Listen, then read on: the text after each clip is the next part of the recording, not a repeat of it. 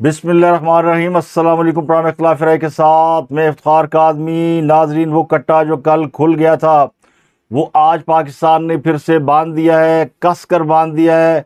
अब इस कट्टे को जनेवा ले जाकर 19 जून को ज़िबा कर दिया जाएगा। यानी कुफर टूटा बिलाखिर खुदा खुदा करके तवील और संजीदा मुज़ाकरात के बाद अमेरिका हथियार डालने पर तैयार हो गया है। ट्रंप ने सरेंडर कर दिया है। ईरान के साथ अमेरिका का अमन माहिदा तय पा गया है। दोनों फ्रीकैन ने लबनान समेत तमाम महादरों पर जंगबंदी करने का ऐलान कर दिया है। जंग फौरी और मुस्तकिल ख़त्म की जा रही है। आज रात से ईरान के ख़िलाफ़ अमरीकी बहरी नाकाबंदी के ख़ात्मे का अमल भी शुरू हो जाएगा। यानी बहरी नाकाबंदी भी ख़त्म है और आबने खुरमज खोलने का भी ऐलान कर दिया गया है और ये टूल टैक्स फ्री होगी। ईरान ने भी इस माहिदे की तौसीक कर दी है। नायब ईरानी वज़ीर ख़ारजा ने कहा है कि मुफाहमती याददाश्त का मतन हतमी शक्ल इख्तियार कर गया। इस्लामाबाद रिकॉर्ड पर दस्तखत जुमे को स्विट्ज़रलैंड में होंगे। वज़ीर पाकिस्तान शहबाज शरीफ ने ट्वीट करके पूरी दुनिया को ये खबर दी कि माहिदा हो चुका है। अमेरिकी सदर ट्रंप के दावे के मुताबिक इतवार को दस्तखत होना थे। अगर वो नहीं हो सके तो कोई बात नहीं, पाकिस्तान इस जिम्मेदारी को बहरहाल पूरा करेगा, हर हाल में पूरा करेगा। तो पाकिस्तान ने कर दिखाया है। शहबाज शरीफ के ट्वीट के बाद एक बार फिर दुनिया में हेडलाइन बन चुकी हैं। मगर इस ट्वीट से चंद घंटे कबल मामला इतने ख़राब हो चुके थे। नेतन्याहू ने मामले को बिगाड़ने के लिए लबनान पर फिर से हमला किया, 3 अफराद को शहीद किया, ईरानियों को गुस्सा दिलाया और ईरानी गुस्से में आ भी चुके थे कि अमेरिका अपने वादे पर अमल ही नहीं करता। ट्रंप माहिदा न होने की जिम्मेदारी इसराइल पर डाल रहे थे और उन्होंने नेतन्याहू को एक फ़ोन किया और उनको खरी खरी सुनाई, बल्कि माँ बहन की सुनाई और कहा कि ये तुम क्या कर रहे हो जब माहिदा होने जा रहा है और तुम फिर से लबनान में टारगेट कर रहे हो। अमेरिकी मीडिया को बता दिया गया कि दस्तखत न होने की वजह इसराइल की हरकतें हैं। इस दौरान पाकिस्तान ने मामलात को हल करने की कोशिश जारी रखी। कतर का एक वफद जो ईरान में मौजूद था उसने भी ईरानी हुकाम को कन्विंस किया। तो अब फैसला हो गया है कि दस्तखत अब जनेवा में होंगे। इससे पहले डिजिटल माहिदे की बातें हो रही थी, लेकिन अब फैसला हुआ कि जो बात होगी आमने सामने होगी, दस्तखत आमने सामने होंगे, पक्के कागज़ पर होंगे और जो कुछ उस पर लिखा जाएगा उस पर अमल होगा। तो ये इख्तिलाफ राय का एजाज़ है कि मैंने आपको बताया था कि G7 इजलास से पहले या उससे अगले रोज़ ये दस्तखत हो सकते हैं। तो G7 इजलास से पहले दस्तखत की खबर ख़ुद ट्रंप ने भी जारी कर दी थी, लेकिन ईरानी उस पर एग्री नहीं हुए क्योंकि कुछ मामलात उनके नज़दीक बड़े अहम थे, जिनमें सबसे बड़ा मामला आबने हुर्मुज़ का खोलना था और नाकाबंदी का ख़त्म करना था। तो इस मामले में ट्रंप को 2 कदम पीछे हटना पड़ा है और पहले ट्रंप ने सरेंडर किया है और फौरी तौर पर नाकाबंदी ख़त्म करने का ऐलान किया है। तो ईरानी वज़ीर ख़ारजा ने ये कहा कि अब खित्ते में जारी अस्करी कार्रवाइयों के फौरी और मुस्तकिल ख़ात्मे का आज रात से अमल शुरू कर दिया जाएगा और इसमें लबनान समेत दीगर महाज भी शामिल हैं। इसके अलावा लबनान से इसराइली फ़ौजों का इनखला जो इलाके उन्होंने कब्ज़े में लिया वो खाली करना होंगे। ईरानी नायब वज़ीर ख़ारजा के मुताबिक ईरान की फ़ौजी ताकत ने माहिदे के मतन को हतमी शक्ल देने में मदद दी है और मुज़ाकरात का एक नया मरहला अब इसके बाद शुरू होगा जो 60 रोज़ तक जारी रहेगा और इस 60 रोज़ा मुज़ाकरात में सालिस शरीक होंगे, यानी पाकिस्तान इसमें शामिल होगा। इसमें जौहरी मामला ज़ेर बहस आएंगे, पाबंदियों के ख़ात्मे पर बात होगी और ईरान की तामीर नौ के तरीक़ेकार पर भी बातचीत होगी। तो 60 रोज़ा मुज़ाकराती अमल में पाबंदियों के ख़ात्मे पर फोकस किया जाएगा। मुफाहमती याददाश्त के मतन को बाज़ाब्ता दस्तखत के बाद जारी किया जाएगा, लेकिन ईरान ये कहता है कि मुफाहमती याददाश्त का मतलब दुश्मन पर एतमाद करना नहीं है। तो अमेरिकी सदर डोनाल्ड ट्रंप ने भी अपने सोशल मीडिया ट्रुथ पर यह खबर ब्रेक की है कि ईरान के साथ माहिदा मुकम्मल हो चुका है, डील मुकम्मल हो गई है। उन्होंने सबको मुबारकबाद दी है और ये भी खबर दी है कि आबने हुर्मुज़ को टोल फ्री खोलने और ईरानी बंदरगाहों की बहरी नाकाबंदी हटा दी गई है। उन्होंने इस हवाले से सबको मुबारकबाद भी दी है। मुबारक हो, अमेरिका ने नाकाबंदी हटा दी है और आबने हुर्मुज़ खोल दी है। हालांकि ये ट्रंप की अहमकाना जंग से पहले यही सूरत हाल थी, आबने हुर्मुज़ खुली थी, नाकाबंदी थी नहीं। तो इतनी खे खाने के बाद, इतने लोग मारने मरवाने के बाद, इतना दुनिया का नुकसान करने के बाद अब वही स्टेटस बहाल हुआ, तो इसमें अमेरिका की बहुत बड़ी शिकस्त है। तो ट्रंप ये कहते हैं कि अब दुनिया भर के जहाज़ अपनी सरगर्मियां शुरू करें, तेल की तरसील बहाल होने का वक्त आ गया है। पाकिस्तान के प्राइम मिनिस्टर ने भी बहुत से दोस्तों का शुक्रिया अदा किया है और ये कहा है कि माहिदा तय पा चुका है, तो सालस इस हफ्ते मुलाकातों के इनेकाद में सहूलत फराहम करेंगे और नफाज से कबल होने वाले मुज़ाकरात, तकनीकी सतह के मुज़ाकरात और माहिदे पर दस्तखत की बाज़ाब्ता तकरीब के लिए बुनियाद फराहम करेंगे। तो जो माहिदा हुआ है उसकी राइटर ने रिपोर्ट दी है कि जोहरी प्रोग्राम है वो स्टेटस को में चला गया है। मौजूदा सूरत हाल को बरकरार रखा जाएगा, ईरानी यूरेनियम अफजोदा नहीं किया जाएगा, जोहरी तनज़ीमात की तोसी फौरी रोक दी जाएगी, अमेरिका ईरान के 25 अरब डॉलर के मुजबत असासे बहाल करेगा। तो ये माहिदे के खदो हाल भी सामने आ चुके हैं और हतमी माहिदे तक ईरान पर कोई नई पाबंदी भी आयद नहीं की जाएगी, क्योंकि ईरान पर रोज़ कोई ना कोई अमेरिका पाबंदी लगा रहा होता है। खासकर अमेरिका का महकमा ख़जाना पिछले चंद दिनों में कई पाबंदियां लगा चुका है। तो अब असल मसला ईरान की तामीर नौ का है, उनके मुजमद असासों का है और फिर आबने हुर्मज़ का है। और अब जो माहिदा तय पा रहा है उसके मुताबिक आबने हुर्मज़ में जो बारूदी सुरंगें हैं उनको साफ़ करना ईरान की इनकलाब पासदारान की जिम्मेदारी होगी। अमरीकी वहाँ से निकल जाएंगे और आबने हुर्मज़ जो है वो ईरान के कंट्रोल में ही रहेगी।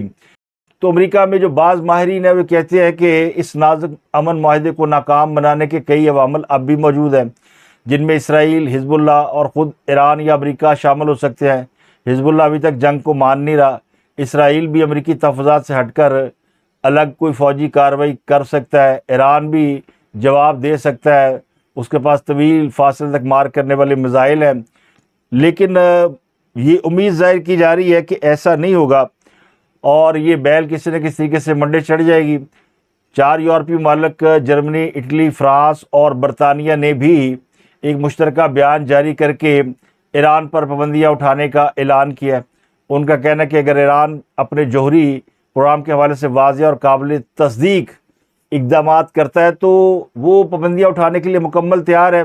सिर्फ एक ही मुतालबा है कि ईरान जौहरी हथियार ना बनाए और ये जो आबने हुर्मज़ है इस पर किसी भी किस्म का कोई टैक्स ना लिया जाए। तो बग़ैर किसी पाबंदी के तजारती जहाज़रानी बहाल होने पर ये ममालिक ईरान के ऊपर लगाई पाबंदियाँ ख़त्म कर देंगे। तो ये बहरहाल अच्छी खबर है।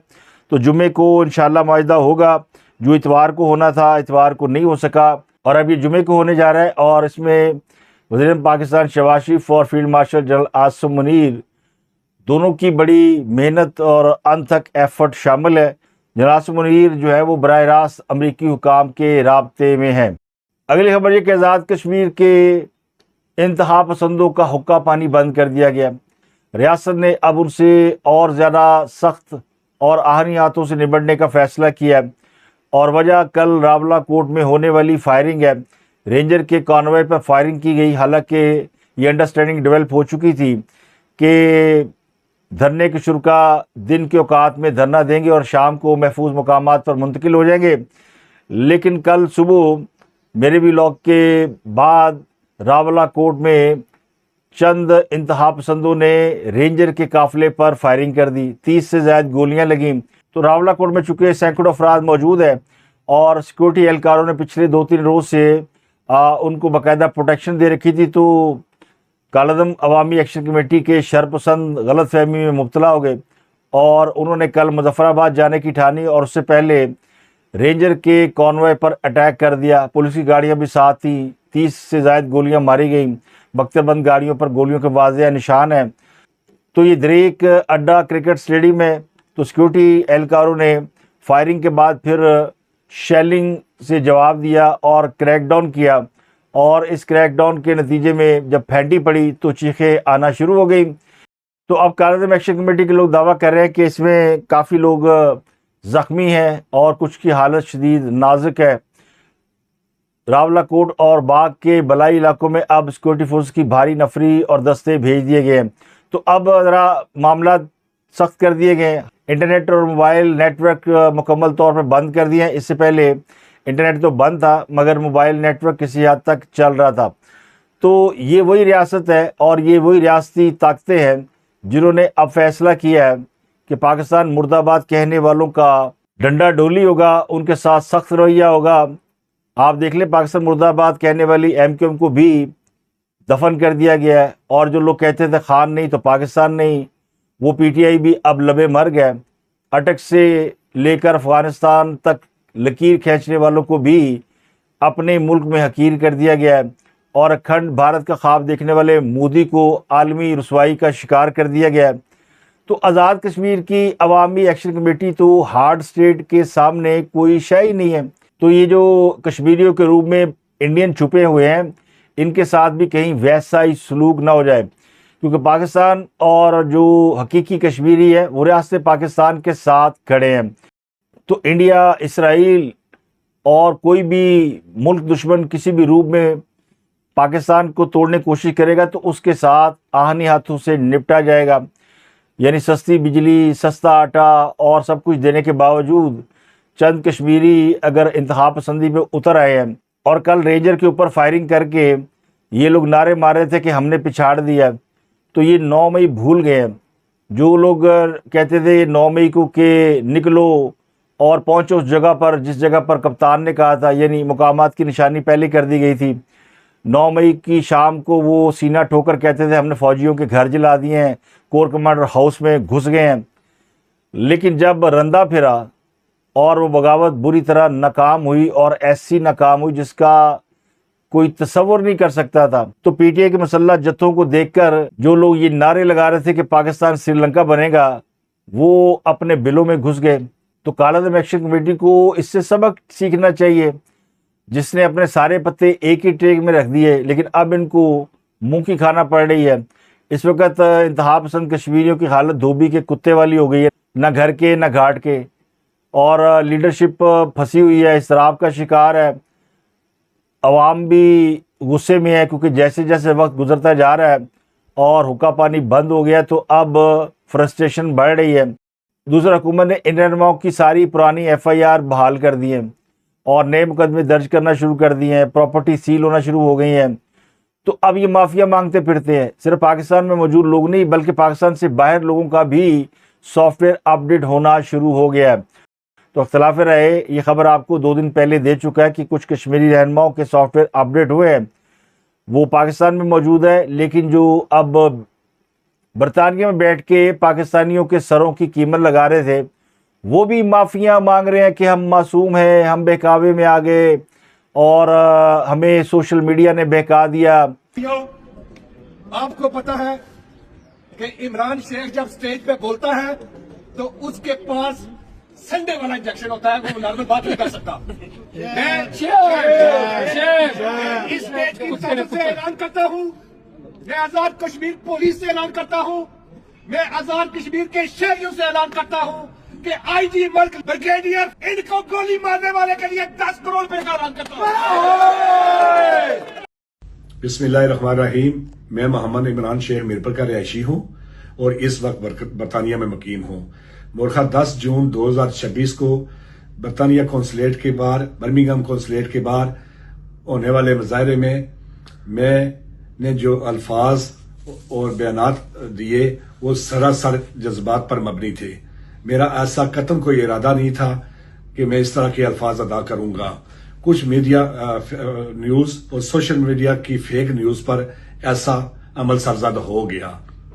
मैं एक मुहिब वतन कश्मीरी पाकिस्तानी हूं और पाकिस्तान से प्यार और पाकिस्तान की सलामियत के लिए हमेशा जो है ना वो मैं ये नारा लगाता हूं कि पाक फौज जिंदाबाद, पाकिस्तान हमारी जान और पाकिस्तान के लोग हमारी शान, पाकिस्तान हमारी जान और पाकिस्तान के लोग हमारी शान। हमारे जो क्लिप्स वायरल किए जा रहे हैं एडिट करके, जिसमें हमने कुछ अल्फाज इस्तेमाल किए हैं, लेकिन वो अल्फाज जो हैं वो अपने हुक्मरानों के लिए किए हैं। जो आजाद कश्मीर में हमारे हुक्मरान हैं, जो असम्बली में बैठे हुए हैं, उनके लिए इस्तेमाल किए गए। फिर कहता चलूं कि पाकिस्तान से रिश्ता क्या, ला इलाहा इल्लल्लाह, हमारा आपके साथ रिश्ता जो है वो कलमे की बुनियाद पे है। तो हम आपको कभी कुछ नहीं कह सकते। पाकिस्तान की बात कर रहा हूँ और पाकिस्तान के लोगों की बात कर रहा हूँ। बिस्मिल्लाहिर्रहमानिर्रहीम। मेरा नाम चौधरी वहीद सांग की तुम्हारा तलक है, तो मेरा एक्शन कमेटी ने कोई तलक वास्ता नहीं, तो ना ही आंदा उसी। ते अफवाज पाकिस्तान जिंदाबाद, आज़ाद कश्मीर इंतजामिया जिंदाबाद। माफिया मांग रहे हैं क्योंकि मुकदमे खुल गए, जायदादें जो है वो जब्त हो रही हैं, ट्रांसपोर्ट वैसे ही बंद है, अशिया खुर्दनुश की कमी है। तो अब ये बहाने बना रहे हैं कि हमारा आटा रोक लिया है, हमारी खुराक रोक ली है। भाई किसी ने आटा रोका नहीं, किसी ने खुराक नहीं रोकी, लेकिन चूंकि आपने खुद ही रावलाकोट का मुहासरा कर रखा है, तो जब मुहासरा हो तो कैसे कोई ट्रक, कोई गाड़ी, कोई मोटरसाइकिल दाखिल हो सकती है। तो दावा ये कर रहे हैं कश्मीर में राशन की तरसील में रुकावटें पैदा की जा रही है। आटे की कीमत जो पहले 1100 रुपये थी, अब वो 4000 रुपये तक पहुंच गई है, वो मिलता भी नहीं है। इसके अलावा सब्ज़ी भी नहीं पहुंच रही, डबल रोटी, जैम, जेली भी नहीं पहुंच रहा, तो कुछ भी नहीं पहुंच रहा। अंडे भी कश्मीर में वैसे नहीं मिलते, तो पाकिस्तान से ही जाते हैं, वो भी बंद हो गए हैं। तो अब उनकी हालत जो है वो बहुत ही पतली हो गई है। अब ये जो रेंजर के काफिले पे इन्होंने फायरिंग की है, उसके बाद वो जो एक हारमोनी सी डेवलप हो रही थी, वो भी मुझे ख़त्म होती हुई नज़र आ रही है। तो आज़ाद कश्मीर के लोगों का रियासत ने हुक्का पानी तकरीबन बंद कर दिया है और खुराक की किल्लत की शिकायत आम हो रही है। तो अगले चंद दिनों में आप ये जो रावलाकोट की भीड़ है ये छटती देखेंगे, जबकि तहरीक इंसाफ के जो ट्रोलर्स हैं, इमरान रियाज वगैरह, वो ये दावे कर रहे हैं कि अगले चंद रोज़ में मुजफ्फराबाद में धरने और इज्तिमा शुरू होंगे। तो पहले रावलाकोट तो निबड़ लें, रावलाकोट जहाँ से काफिले चलना है वहाँ से तो चल लें, मुजफ्फराबाद में और बाकी इलाकों में तो सिक्योरिटी की सूरत हाल बड़ी ठीक है। तो रियासत ने किसी को भी माफ़ नहीं करना, चाहे ये कुछ भी कर लें। तहरीक इंसाफ जो इसकी आड़ में अपनी दुकान लगाने की कोशिश कर रही थी, वो वैसे पिट चुकी है। और पीटीआई के बारे में तो कहने वाले कहते हैं वो एक ऐसी डाइन बन चुकी है जो अपने बच्चों को खा जाती है, अपनी लीडरशिप को खा जाती है। अब केपीके के जो वज़ीर ख़ज़ाना मुजम्मल असलम, वो पीटीआई के ट्रोलर्स के हत्थे चढ़े हुए हैं। शहबाज गिल और शहजाद अकबर के बारे में मुजम्मल असलम ने ये दावा किया कि दोनों को इमरान खान ने निकाल दिया था, दोनों पे शक था, ये टाउट हैं। और उन्होंने हालात वाक़यात को रिपोर्ट किया। वजह क्या बनी कि मुजम्मल असलम उनको टाउट कह रहे हैं, क्योंकि ये दोनों मुजम्मल असलम को टाउट कह रहे हैं। मुजम्मल असलम अब चूँकि सरकारी पोजीशन में है और सुहेल अफरीदी और उनकी जो टीम है वो रियासत पाकिस्तान के मामलात में कुछ ज़्यादा हैंकी फैंकी कर नहीं रही। एक तरफ वो तहरीक इंसाफ वालों से निपट रहे हैं और दूसरी तरफ वो अपनी हुकूमत भी चला रहे हैं, उनकी दुकानदारी भी चलनी चाहिए। तो वो इस बात का इदराक है उन्हें कि रियासत के साथ टकराकर वो 2 कदम भी नहीं चल सकते।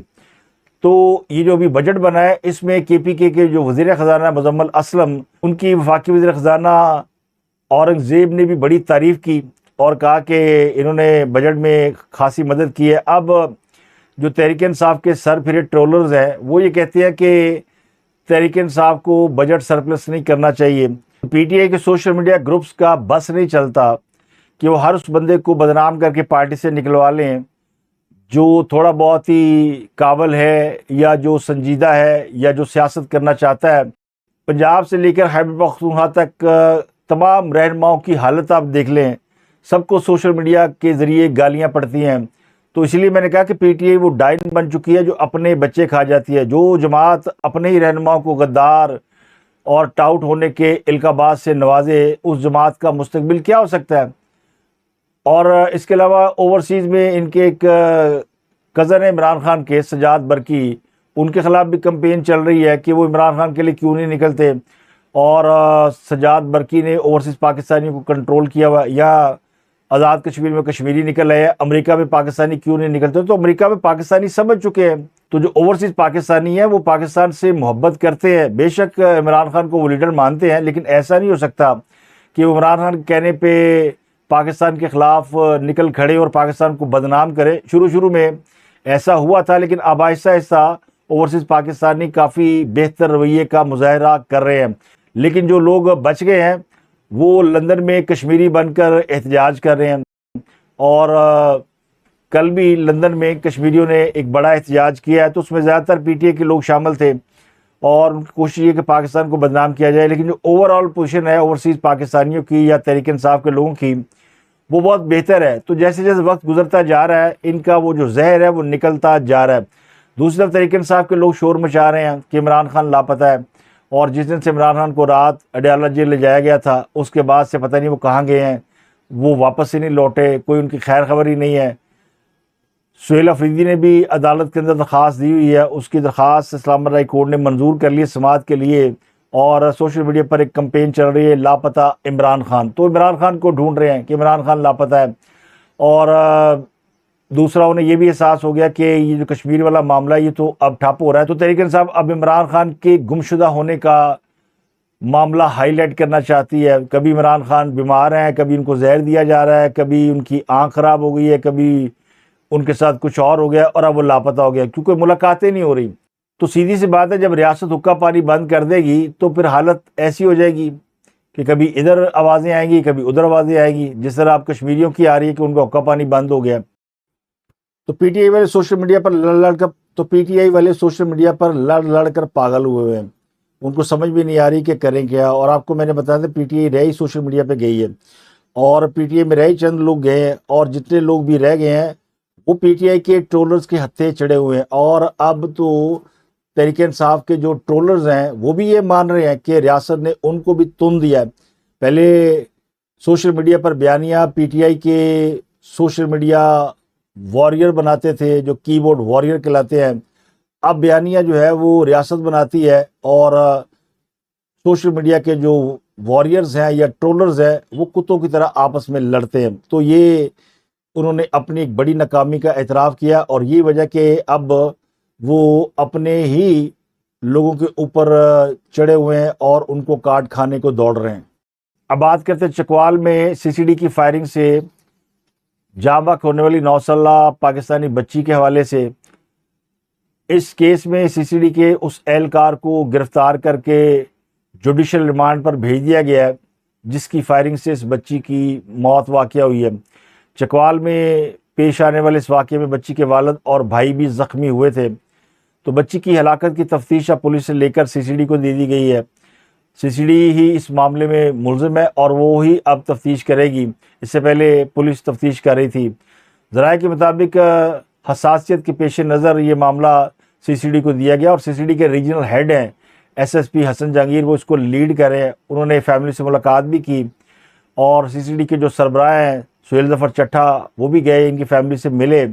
तो इसके 2 किस्म के वर्जन सामने आए हैं। पहला वर्जन तो ये है कि जो मुलज़िम कांस्टेबल है, इसने 10 और 11 जून की दरमियानी शब एक मुबैना डकैती को नाकाम बनाने की कोशिश के दौरान फायरिंग की, और उसकी गलती के बायस पाकिस्तानी नज़ाद ऑस्ट्रेलियाई ख़ानदान इस फायरिंग का निशाना बन गया। उस एहलकार को गिरफ्तार कर लिया गया, उसका असला कब्जे में ले लिया गया। अदालत को बताया गया जनाब मुलज़िम भी साढ़े कोल है, असला भी साढ़े कोल है, इसका बयान भी ले लिया गया। अब गोलियों का फॉरेंसिक होना है, असले का फॉरेंसिक होना है, तो इस मुलज़िम के जिस्मानी रिमांड की ज़रूरत नहीं। तो ये भी कमाल मेहरबानी सीसीडी ने की कि अपने एहलकार का जिस्मानी रिमांड नहीं लिया, और ना उसको 2 जूते लगाए कि वो सच बताए, जिस तरह ये दूसरों के साथ करते हैं। तो उसको जुडिशल रिमांड पर भेज दिया गया। और दूसरी तरफ पुलिस ने दावा किया कि इस डकैती मुलव्वस दोनों डाकू एक मुबैना मुकाबले में मारे गए हैं, और इन डाकू कब्जे से कोई माल मसरूका भी बरामद किया गया। तो बच्ची के वालिद अदील अहमद का बयान भी रिकॉर्ड कर लिया गया है। तो जाँ बहक बच्ची के वालिद अदील और भाई रावलपिंडी के बेनज़ीर भुट्टो अस्पताल में ज़ेर इलाज है। दोनों की हालत खतरे से बाहर है, दोनों को गोलियां लगी हुई, गोलियां निकाल ली गई हैं, और दोनों आईसीयू में हैं। ऑस्ट्रेलियन हाई कमीशन इसके पीछे है और मुसलसल इसको फॉलो कर रहा है। जो अहले खाना है वो ये बताते हैं कि अदील अपनी फैमिली के साथ आया था, और ससुर के घर उसने खाना खाया। वापसी में करीब ही उसके मामू का घर था, तो उसकी बीवी अपने मामू से मिलना चाहती थी, जिनका नाम अली जाज है। तो अली जाज साहब का घर सीसीडी स्टेशन के बिल्कुल करीब है। अली जाज ने बताया कि उनकी भांजी अपनी फैमिली के साथ उनके घर के सामने रुकी, तो 2 डाकू मोटरसाइकिल पर आए। गाड़ी के पास आकर अदील और सिदरा जो इनकी भांजी है उनसे कहा कि वो जेवरात और नकदी इनके हवाले कर दें। इस दौरान सीसीडी का एक एहलकार खाना खाने बाहर गया हुआ था, वो वापस अपने स्टेशन आ रहा था। उसने देखा कि यह डकैती हो रही है, वो भागा हुआ स्टेशन के अंदर गया और एक कांस्टेबल से एसएमजी बंदूक छीनी और डाकुओं पर फायरिंग कर दी। डाकुओं ने भी जवाबी फायरिंग की, लेकिन अपनी मोटरसाइकिल छोड़कर भाग निकले, और इस दौरान अदील भी घबरा कर उसने गाड़ी चला दी। तो पुलिस एहलकार ने समझा कि इस गाड़ी में डाकू है, तो उसने उस पर भी अंधाधुंध फायरिंग कर दी। सीसीडी एहलकारों ने मोटरसाइकिल पर कार का पीछा किया, लेकिन वो पकड़ नहीं सके। अदील जो है वो तेजी से गाड़ी भगाते रहे और अपने ससुर के घर तक पहुंच गए और गाड़ी सीधी गेट से टकरा दी, क्योंकि वो खुद भी ज़ख्मी थे। और इस दौरान जो है जब ज़ख्मियों को निकाला गया तो अदील की साहबजादी हानिया वो मौके पर ही जामक हो चुकी थी। बाकियों को अस्पताल मुंतकिल किया गया। ये दोनों साइड का वर्जन है कि वाक़या कैसे पेश आया। अब सीसीडी पंजाब के जो हेड है सुहेल ज़फ़र, वो चकवाल में मकतूल बच्ची के मामू और नाना के घर गए और उनसे उन्होंने बात की। वहाँ उन्होंने मीडिया से बातचीत भी की और कहा कि हम कोशिश करेंगे कि मुतासरा फैमिली को इंसाफ दिलाएं, ये जो गलती हुई हम उसका इजाला करेंगे। तो उन्होंने इस बात को मेक श्योर किया और ये वादा किया कि इस मामले में सीसीडी कोई रू रियायत नहीं करेगी। तो field marshal general Asim Munir को पूरी कौम का सलाम, जिन्होंने इस बार पाकिस्तान के लिए नहीं बल्कि पूरी दुनिया के लिए कर दिखाया और दुनिया को एक बड़े ख़तरे से निकालने में वो कामयाब हुए हैं। तो अब तक के लिए इतना ही। आपसे मुलाकात होती अगले व्लॉग में। अपना गिरदुनवा के लोगों का बहुत ख्याल रखिएगा।